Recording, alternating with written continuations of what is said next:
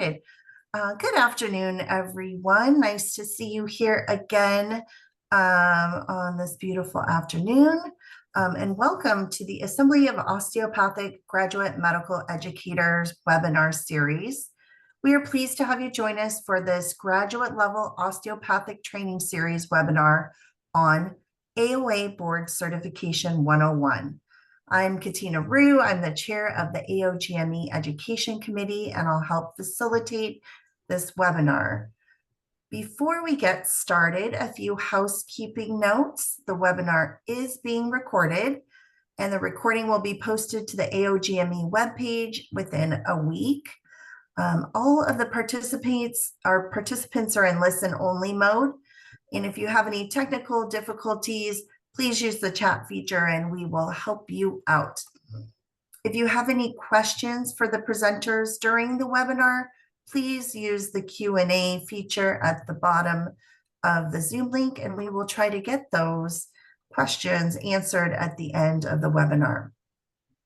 And if you're an osteopathic physician, you can earn up to 1 credit hour of AOA Category 1A CME. You must complete the evaluation and email aogme@acom.org to be sent the CME attestation form. And now, time to introduce our presenters today. First, we've got Dr. Mike Niederpruem. He serves as the Vice President of Certifying Board Services at the AOA. Dr. Niederpruem joined the AOA in March of 2024. He most recently had served as AHIMA's Vice President of Certifications, where he reinvigorated strategic and operational leadership over AHIMA's certification programs. Previously, he spent 2 years in Singapore supporting his wife's work assignment with a multinational technology firm. During that time, he served as a consultant with the Institute for Adult Learning, where he led a multi-organizational, multicultural team whose charge was to transform the Singapore Workforce Skills Qualification Course accreditation framework. Before his time in Singapore, he served as the Senior Vice President of Learning and Development at the Accreditation Association for Ambulatory Health Care, the Director of Professional Development Programs at the University of Chicago, and his first Vice President stint with the AHIMA, as well as the National Director of Certification at the American College of Sports Medicine. Christine Feifeld serves as the Director of Certification, Marketing, and Engagement at the AOA. Christine joined the AOA in June of 2024. She has spent the last 10 years developing, executing, and scaling integrated growth strategies within the healthcare and association marketplace. Previous organizations have included Aledade, a startup. Aledade, I was like, a startup tech offering value-based care solutions to independent physicians, the American Hospital Association Center for Health Innovation, and the American Society for Healthcare Human Resources Administration. At the AOA, Christine focused on building and scaling sustainable marketing solutions for the organization's certifying board services. And Katrina Matthews serves as the Director of Certification for the American Osteopathic Board of Anesthesiology and the American Osteopathic Board of Neurology and Psychiatry at the AOA.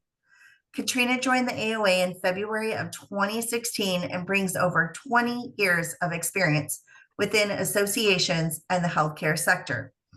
Prior to joining the AOA, Katrina worked at the American Health Information Management Association. One of her main goals at the AOA is to continue building growing certifications within certifying board services.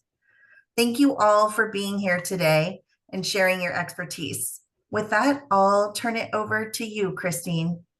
Awesome. Thank you, Dr. Rue, and thank you to everyone who took time out of their Monday schedule, especially on a holiday week. We're really thankful you all can be here for our AOA Board Certification 101 presentation.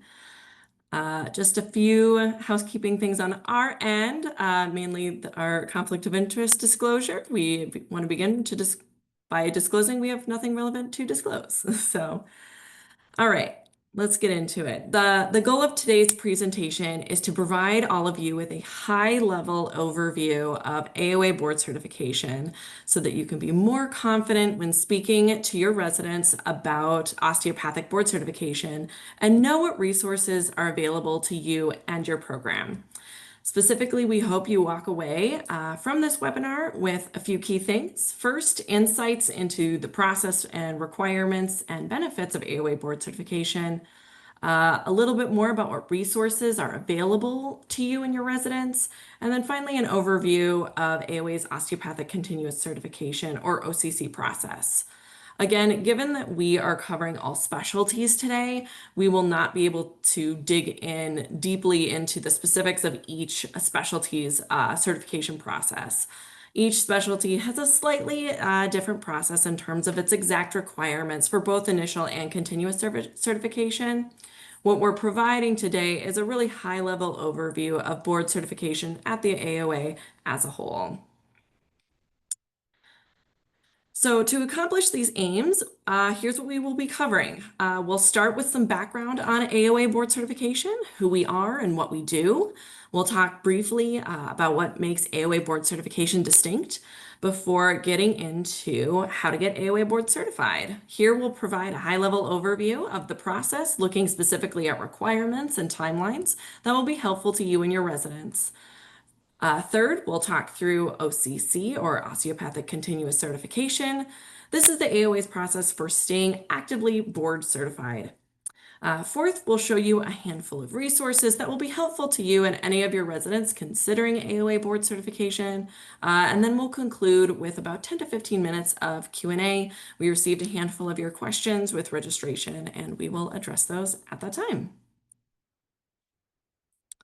All right, for a comprehensive understanding of AOA board certification, it's important to start at the beginning. And for that, I will hand things off to Mike for some background. Thank you very much, Christine. And I'll just jump right into it. So we've actually been certifying osteopathic physicians continuously since 1939. That's when AOA started certifying osteopathic physicians, and we continue to do that through today, and we will be doing that into the foreseeable future. In 2017, we actually began also offering certification to MDs who've completed ACGME accredited programs.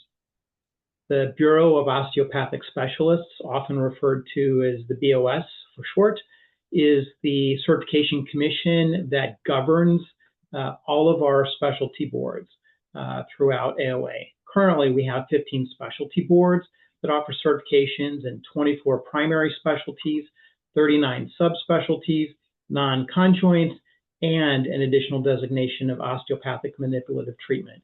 We refer to that as OMT. All of our specialty certifying boards are comprised of staff knowledgeable in the function of certification and qualified subject matter experts that are responsible for establishing and maintaining high professional standards, assessing expertise and competence, ensuring delivery of quality healthcare, basically validating your competency to practice not only with initial board certification, but throughout the entirety of your professional career through completion and participating in OCC. The BOS and AOA staff work hard throughout the year to not only provide high quality exams for our current specialties and subspecialties, but we're always on the lookout for new opportunities to meet the changing needs of today's osteopathic physicians. All right, so we're going to jump into the details in just a minute, but to ensure that we are all on the same page through the presentation, I just want to share some definitions that we use for a lot of the jargon that we throw around in AOA board certification. The first one is probably one that you're familiar with, initial board certification or initial certification. This refers to the process where physicians demonstrate expertise in a medical specialty or subspecialty through the completion of a few different rigorous assessments. For AOA board certification specifically, this process always starts with a written, remotely proctored virtual exam. And depending on the specialty, the initial certification can also include an oral, clinical, and/or practical exams, and perhaps additional applicable requirements. So that is what we refer to as initial certification. Conjoints are a subspecialty certification that is jointly sponsored and administered by 2 or more primary medical specialty boards. We currently offer 9 conjoint certifications, and these include addiction medicine, sleep medicine, pain medicine, and others.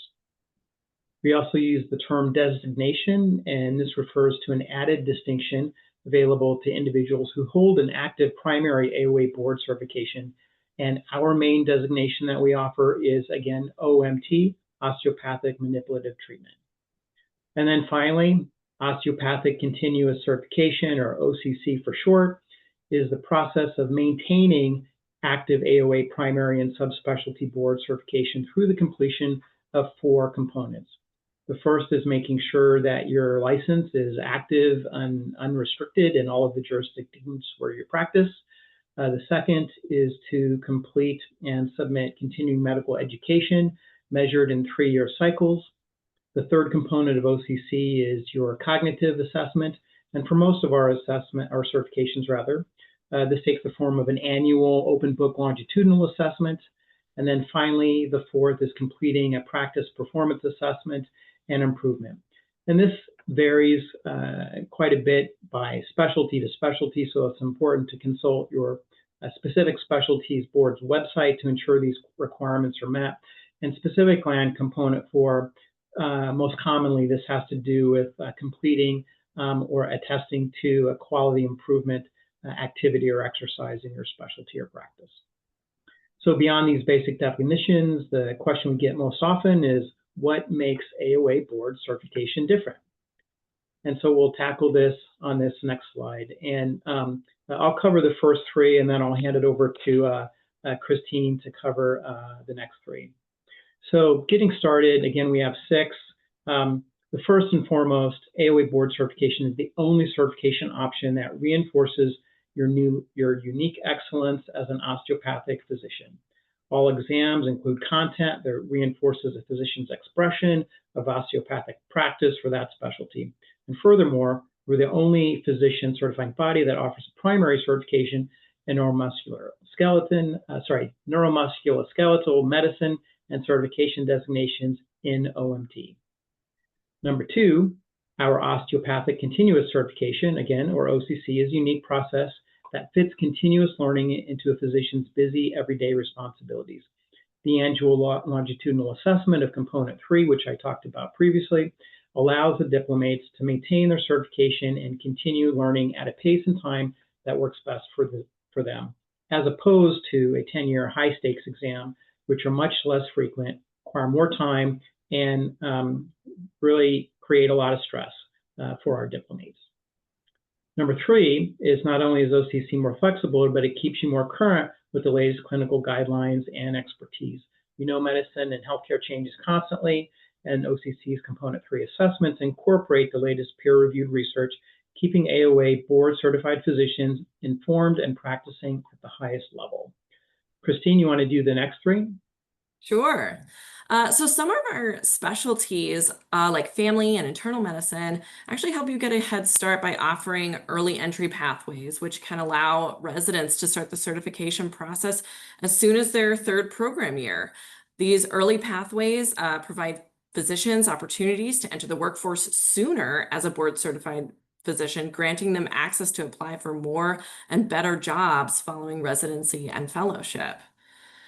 Speaking of career advancement, AOA board certification is a widely accepted and recognized indicator of quality. In fact, last year we were recognized by the Defense Health Agency as a physician certifying organization that met all the criteria outlined in the National Defense Authorization Act.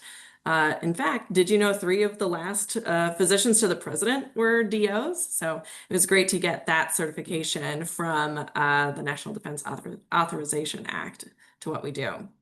And finally, we partner with you throughout the whole process. Our dedicated team of board certification staff is really committed to guiding both candidates and diplomates throughout the entire process, ensuring you're empowered and knowledgeable and informed at every step.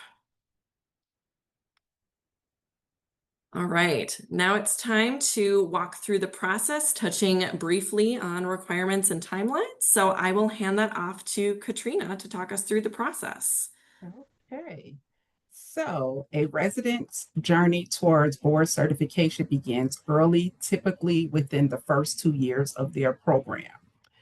This is an ideal time to explore your options and start thinking about key factors like cost, time, commitment, potential career opportunities, and how certification aligns with your long-term goals.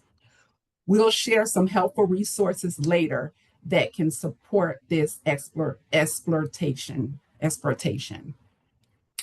By mid to late residency, usually years 3 and 4 for most specialties, it's decision time. This is when many primary specialty boards open their initial certification applications. It is an important time to begin the process. While clinical knowledge and skills are fresh and being applied daily, some specialties even offer early entry pathways, allowing residents to start even sooner. After residency is completed, physicians have up to 6 years to complete the initial certification process. If residencies pursue a fellowship, they can apply for a subspecialty certification after they have achieved their initial board certification. Finally, once certification is complete, including all required exams, physicians begin their osteopathic continuous certification journey. This includes maintaining an active license, completing CME, participating in longitudinal assessment, and meeting any specialty-specific quality improvement requirements. Okay, it's the next one.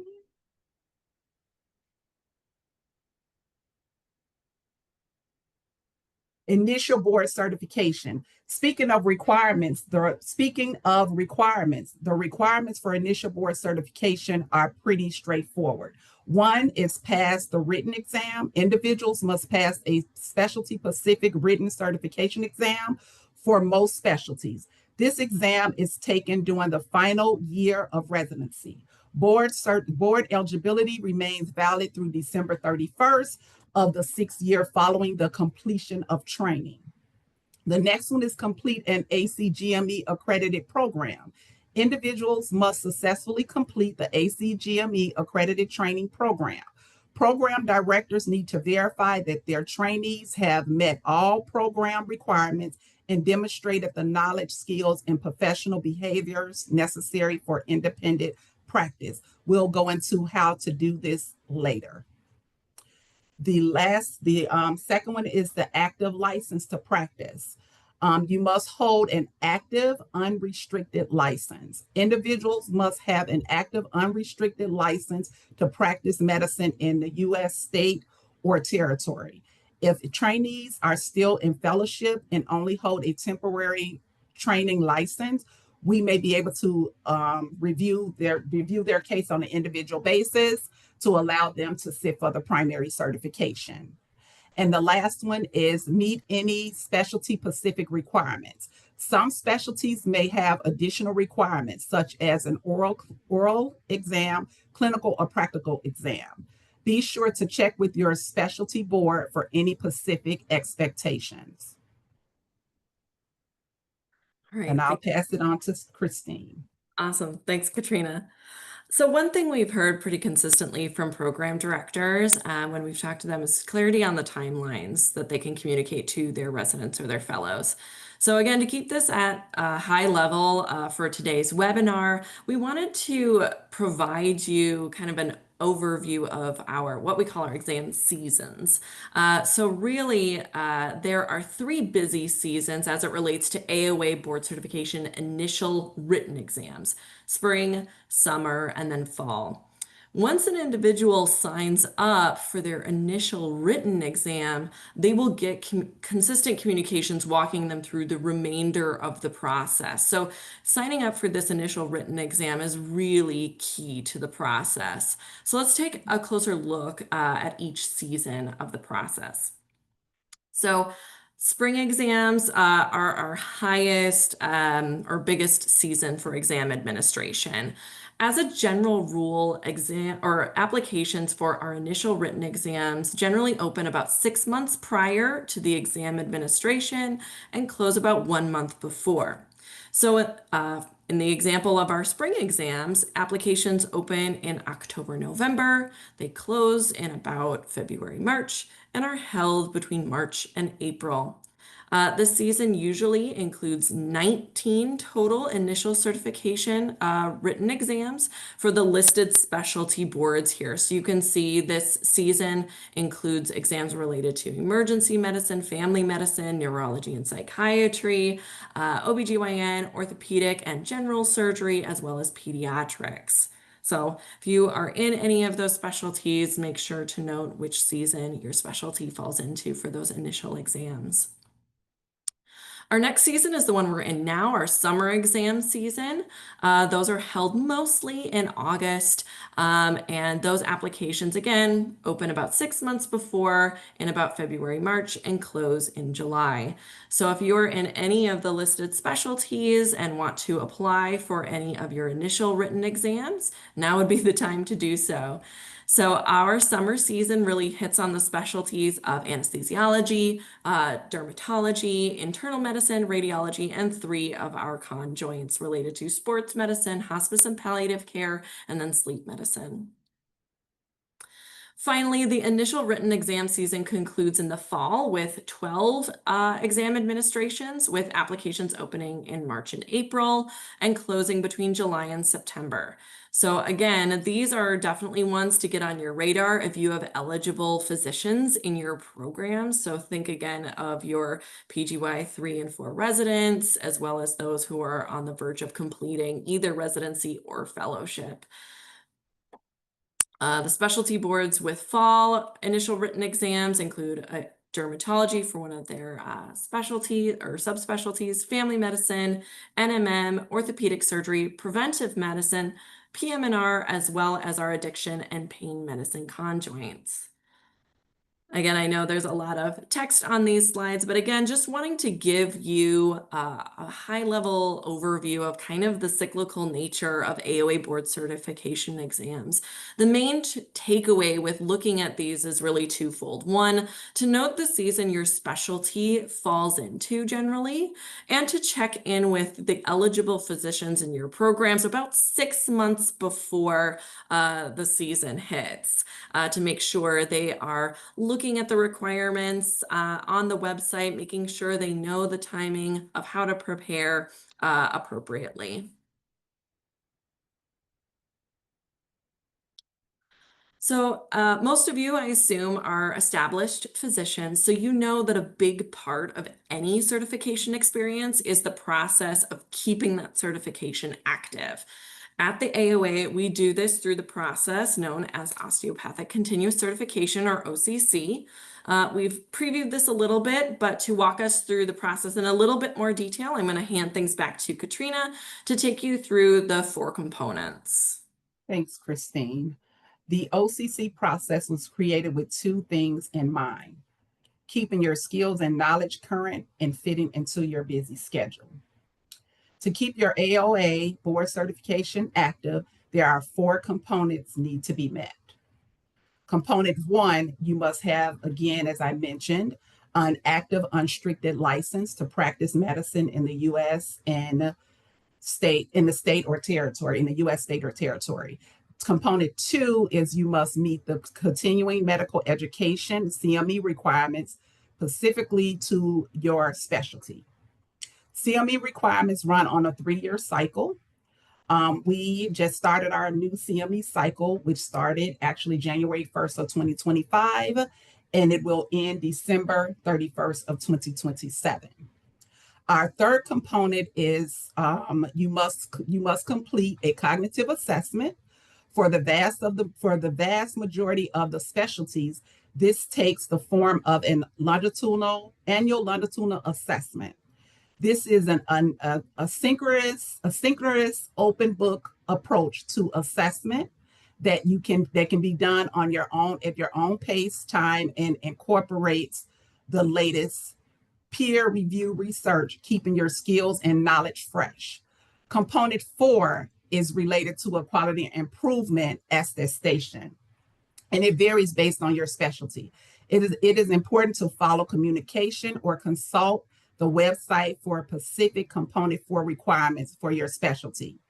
Majority, as it was mentioned earlier, majority of the board has their own requirement when it comes to component 4 of as far as the timeline when that is actually due. So you can reach out directly to your specialty board. All of your OCC progress can be easily tracked and monitored in the AOA physician portal.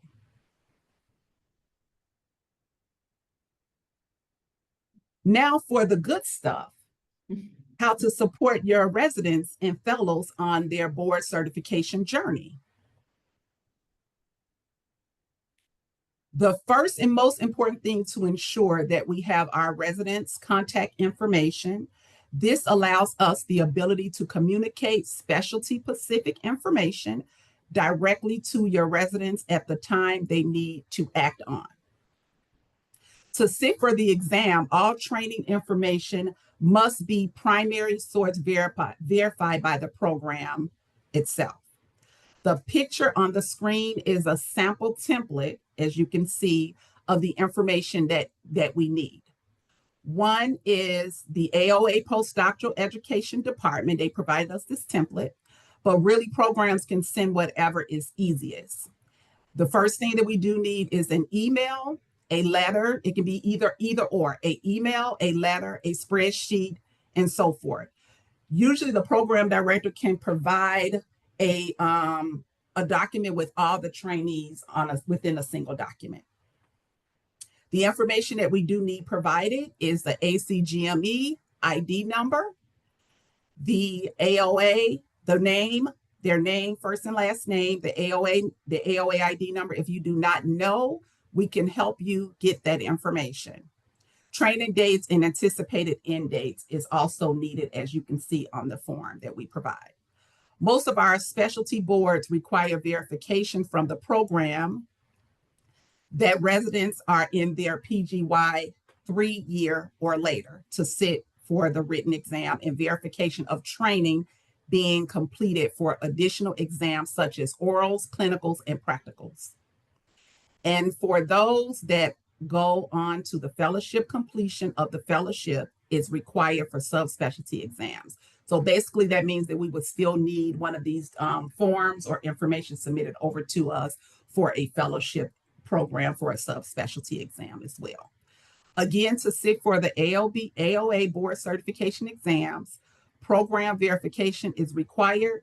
So help us get a head start on this and not cause an unnecessary huddle for your trainees as they try to get AOA board certified.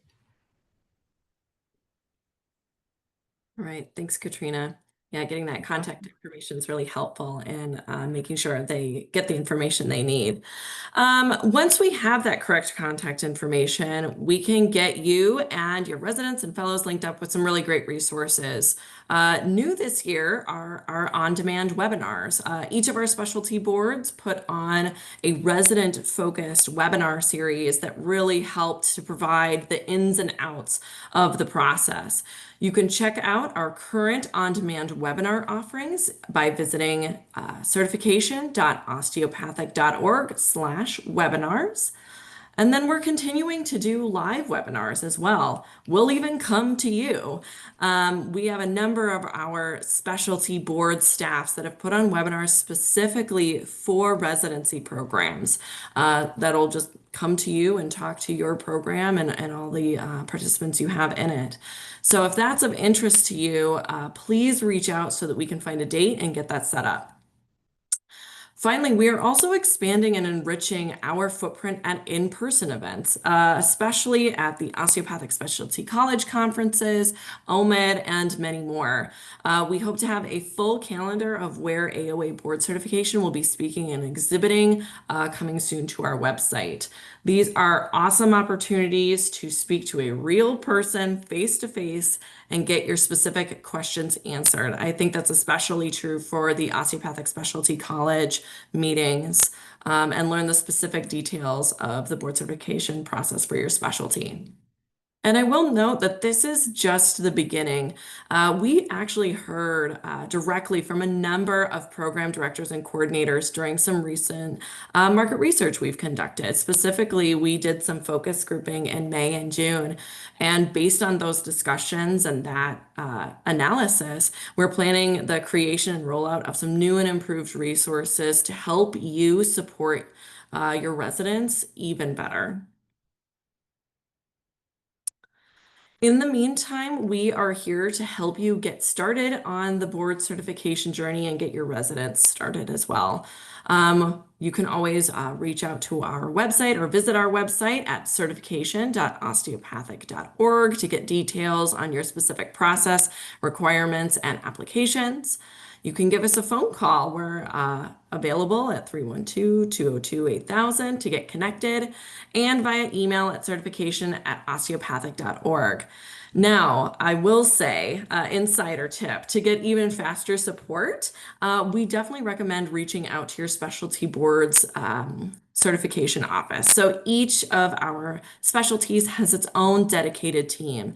So to get that contact information, feel free to visit our website, navigate to certifying boards, and you'll find a really easy way to get the contact information for your specific specialty board. All right.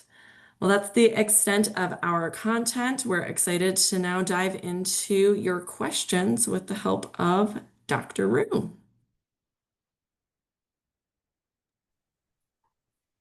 Thank you so much. We had a couple of questions in the Q&A. The first one was around when are we going to be posting this? We will be posting it on our website in about a week. You can find it there. You can share it with colleagues. You can search it on YouTube. That's where we will be found. So if folks want to watch this again or share it with the colleagues, that's where it will be posted. And then there was another question in here asking, what is an example of an additional requirement for initial certification? And Mike answered in his remarks earlier and gave some examples. Are there any follow-up comments or questions regarding examples of additional requirements? Feel free to shoot the question in the Q&A or the chat.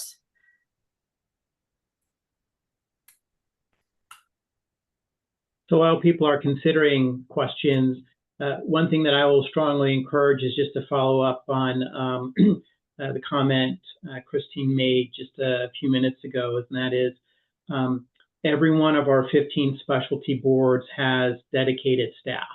And the best way to connect with them is to go to osteopathic.org, which is our main website. And up in the upper right corner, you'll see board certification. Click that link, and then the next screen will help you find your specialty.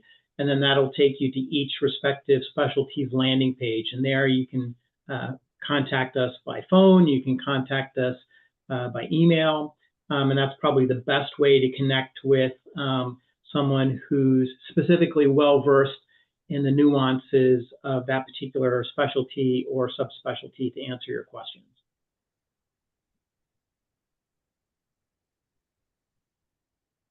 Thanks for that. I have communicated with them and they've been very helpful for me. And I did exactly what you said, went to the website and was able to connect with someone. So I found that very helpful. There's another question. It came in the chat that asked, is it required to take the osteopathic in-service exam in order to take the DO board exams? So it looks like that one is actually really similar to a question, and I think it's about family specifically, that came in advance. Christine, do you want to address that? Sure, yeah. So again, as for many of our specialties, there's a lot of variety in terms of the exact requirement for in-service exams, depending on the specialty. In reference to family medicine, I reached out to our family medicine director for this question, and passing the in-training exam or in-service exam is not a direct requirement for AOBFP initial board certification. But again, that's specific to AOBFP and not necessarily can be attributed to our other specialties. So again, we really make sure you follow up with the specialty that's specific to your practice.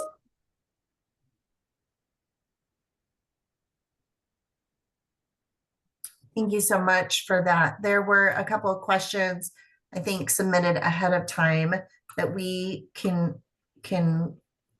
go through. And one, I think we answered this throughout the presentation, but maybe just to ask it again, is what is the best way to prepare for the OCC process?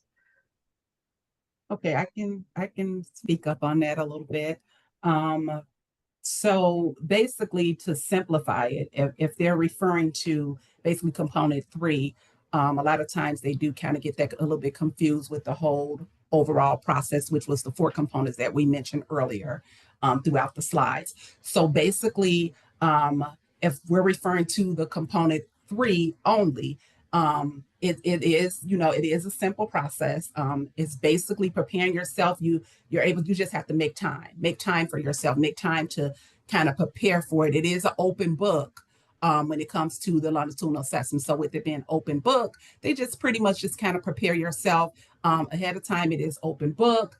You can do it at your own pace, so you don't have to rush through it. You have a certain time that you can get in, and you have like a 9-month period to complete it. So you can do that at your own pace. When it comes to the actual OCC itself, and you're entering into that process right after you become board certified. So I just kind of just gave a general response to 1, component 3, which is the longitudinal assessment, and then 2, the whole overall OCC. You enter into that process right once you become certified, initially certified. And I would just add on to that too, part of why we do kind of more regular check-ins with OCC is that so you can stay current. So I think one of the great ways to prepare for that is continuing to stay well read on your specialty, which is a good practice anyway. So if you are enrolled in journals, related to your specialty, or if you're connected to your specialty college and get resources through there, those are really great things to tap into to make sure when it's OCC time, or I guess longitudinal assessment time, referring to component 3, that you're feeling well read on kind of what's current for your specialty. And there's kind of a follow-up question, I think, to the OCC process that says, question around recertification. Is it a never-ending process, or will you recertify for a certain number of years before you need to go through that recertification process? I can answer that as well. It varies by specialty. It is over the lifetime of your certification, number 1. Those components is what is required for maintenance of certification. So anyone that is board certified with us is required to complete those particular components. But then again, they do have to reach out to their specialty boards for more detailed as far as when and the time frame of when basically component 3 and component 4 is actually due. Hopefully that answered their question.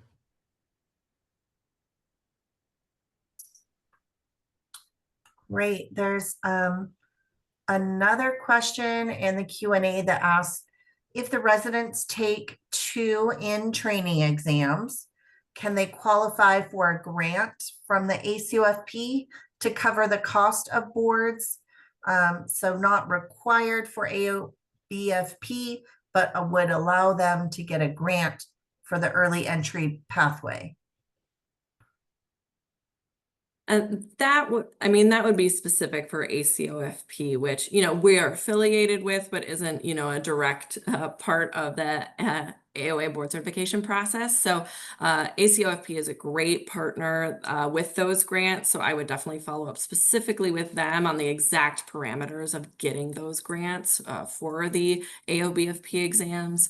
That's where they're going to get the most accurate and up-to-date information on that. Yeah, and this is Mike. I think, like on this particular one, it's that those additional requirements by the college are, they're not requirements of ours, but if they want to be able to be eligible for a grant for the board certification fee, they would then need to complete that. Thank you. I'm looking at some of the questions that were submitted ahead of time, and there are a couple questions that kind of group together is some commentary and questions that say, we still have MD attendings insisting that residents really need the ABFM. How can we assure them that the AOA certification process is enough?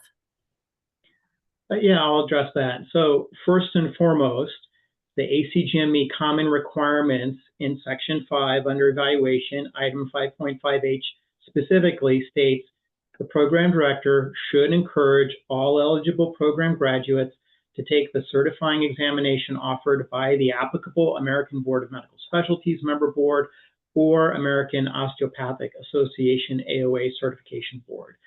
So that's a common requirement for ACGME accreditation. If a resident or fellow feels like they're being provided misinformation or disinformation, they can report an issue, and that information, in order to do that, you just go to the acgme.org website. Across the top, you'll see a button for residents and fellows, and then there are the instructions to report an issue or make a complaint. If a resident or fellow believes that they're being discriminated against, they can make us aware of that discrimination experience, and we will do an investigation.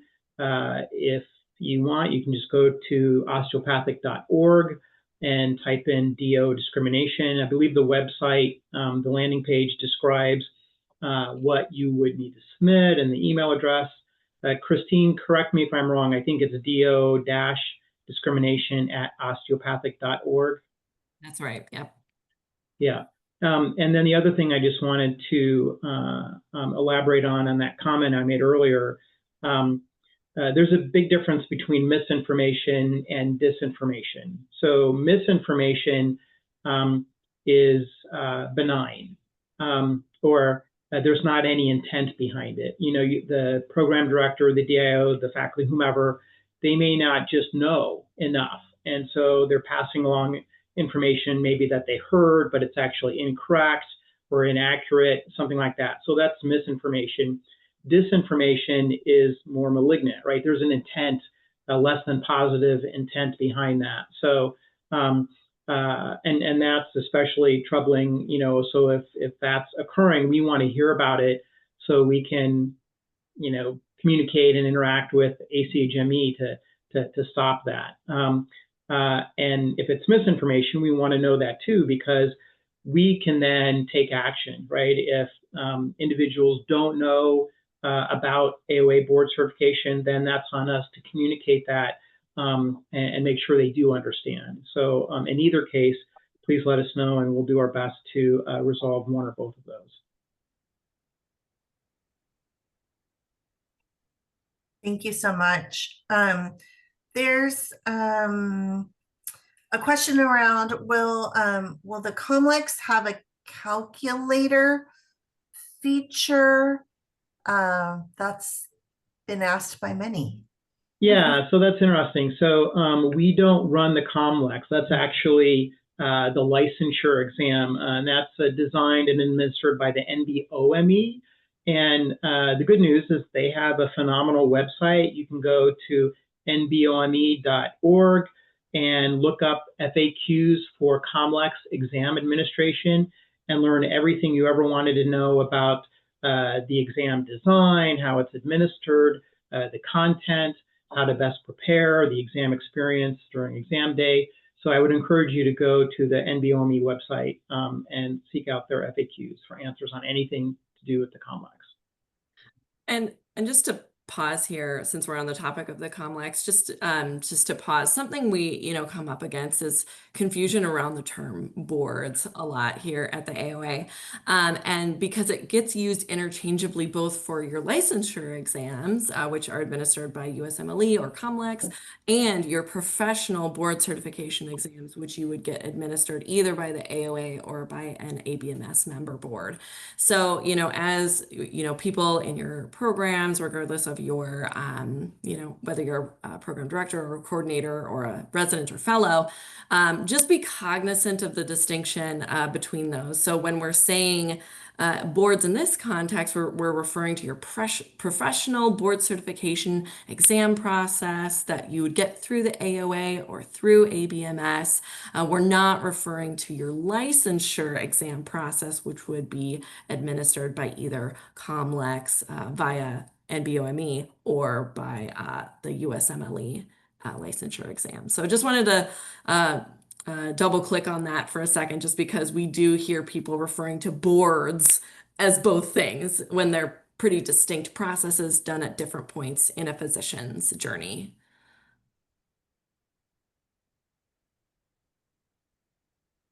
Thank you so much for that. I think that's really important to remind us all. What are we talking about when we're talking about quote boards?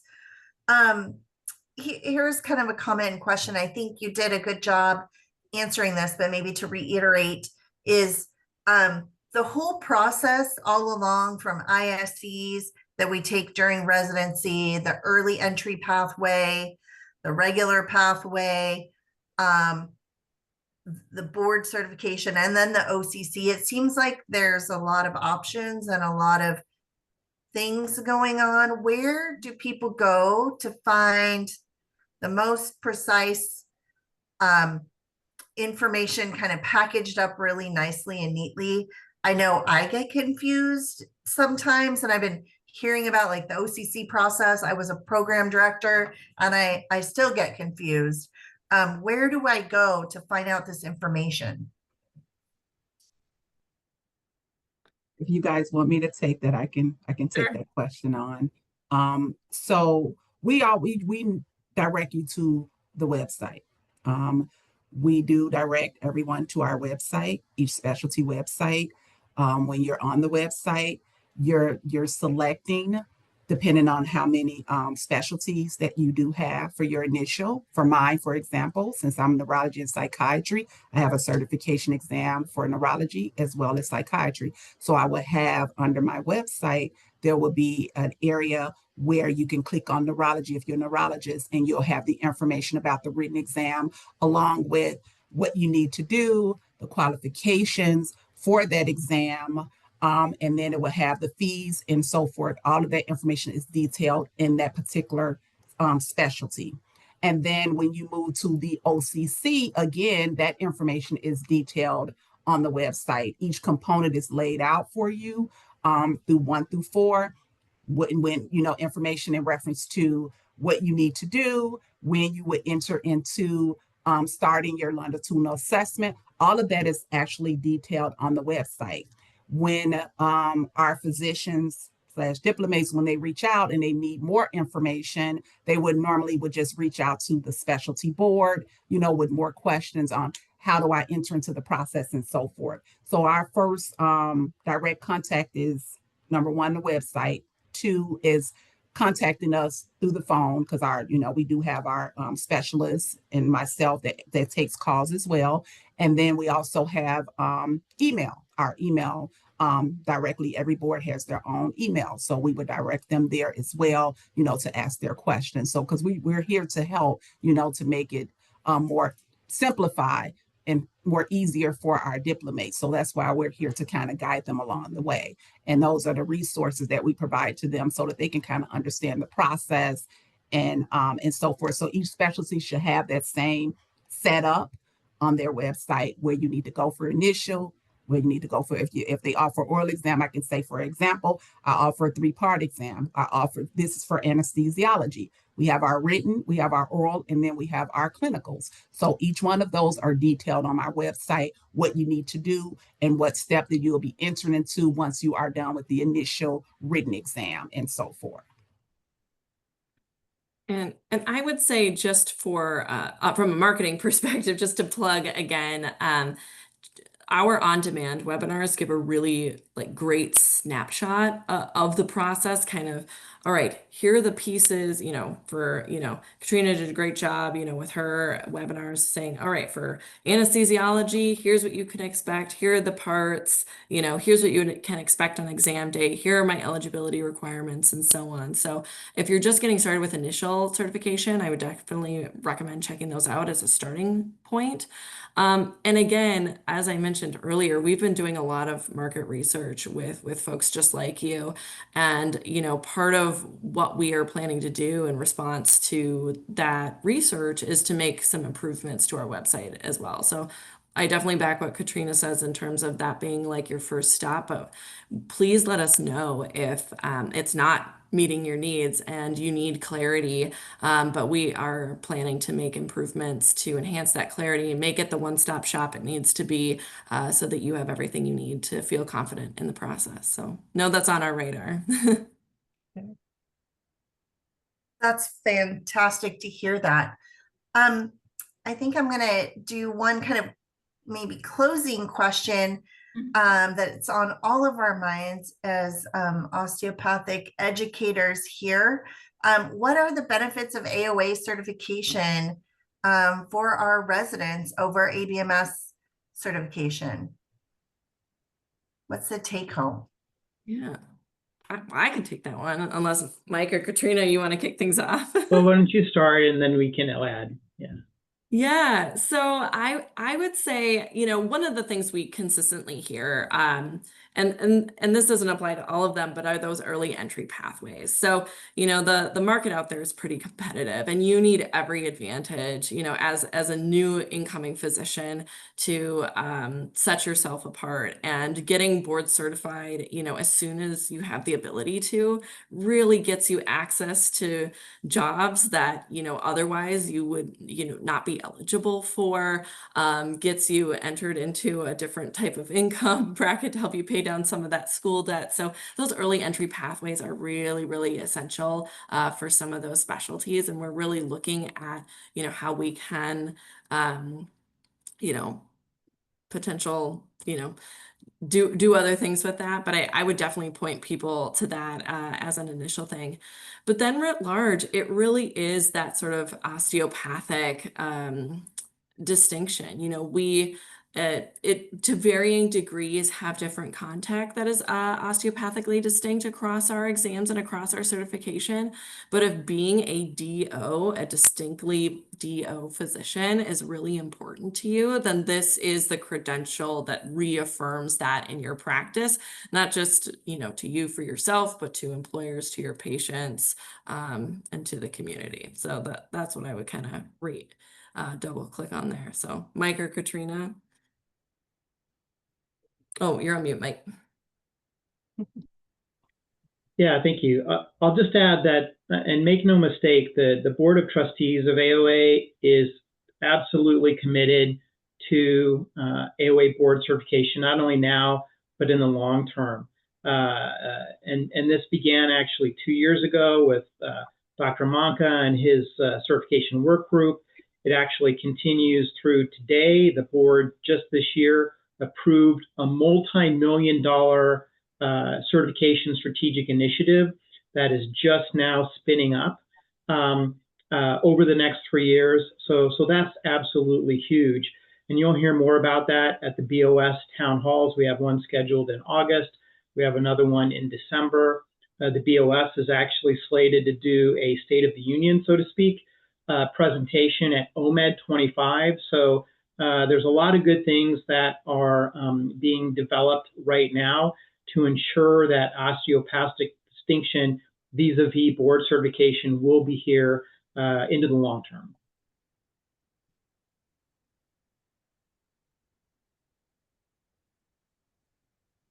Thank you so much. And we are nearing the end of our hour, and I don't see any additional questions in the Q&A. So I want to thank you all for being here today, for this great presentation, and to all the participants who watched this webinar. Feel free to share it with your colleagues. If you have any follow-up questions, please email us at aogme@acom.org. And this is going to conclude our webinar for the day.